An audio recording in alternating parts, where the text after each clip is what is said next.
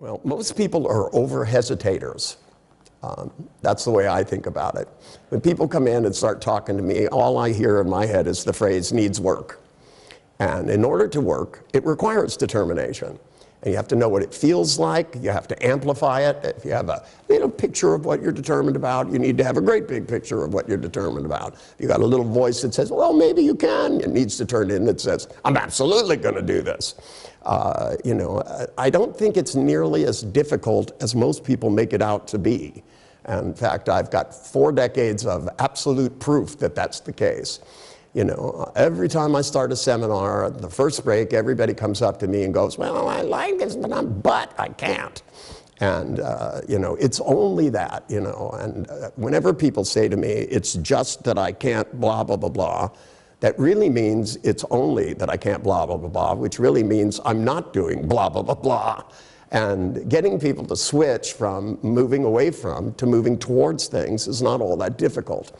I've modeled how people do it. I've studied successful people. You think like successful people, you get more successful at things. If you go in thinking it's genetic, which is what really in the 60s and the 70s I came up against, they were going, well, don't you really think, schizophrenia is genetic and depression is genetic and isn't the real thread that we go back into your childhood and find out how you got screwed up? And if you understand how you got screwed up, then slowly over the years you can change. Well, it was a great idea. We've tried it for 100 years and it just doesn't work. A lot of people know they fell into a river and now they're afraid of water. But that if you could get terrified in 30 seconds, you should be able to get over it in 30 seconds. It's how you think about falling in the river that scared you for 25 years. It wasn't the river, because the river isn't here anymore.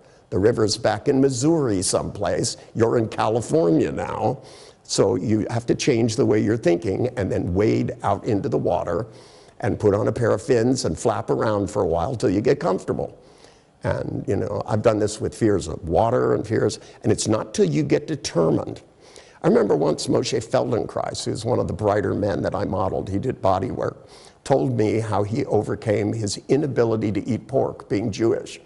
And he literally ate a piece of pork after he came out of the snow and starving for 3 or 4 days. And he had such a violent reaction to it, he vomited everywhere. And when he stood up, he said, if I'm not going to eat pork for religious reasons, it's one thing, but it shouldn't have a violent reaction when other people don't. So he sat down and he ate a small piece and he just stared at himself, and waited, and then he ate another piece and then he threw it up, and he did that 13, 14 times till he could eat pork if he wanted to, and then he never ate pork again.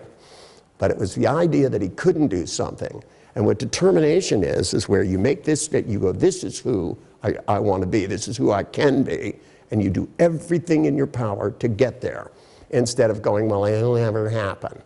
And it's not that people have that attitude for any other reason other than they've been taught to diagnose themselves. You're the kind of person who, oh, we looked at your IQ test, you're not motivated, oh, you had bad parents, blah, blah, blah, blah, blah. You didn't have a good education. Excuse me, some of the most brilliant people that I've met in life didn't have a good education, so they figured out great things instead. Once you switch from making excuses and start living, you become determined. And this is what I strive to instill and inspire in every person I talk to.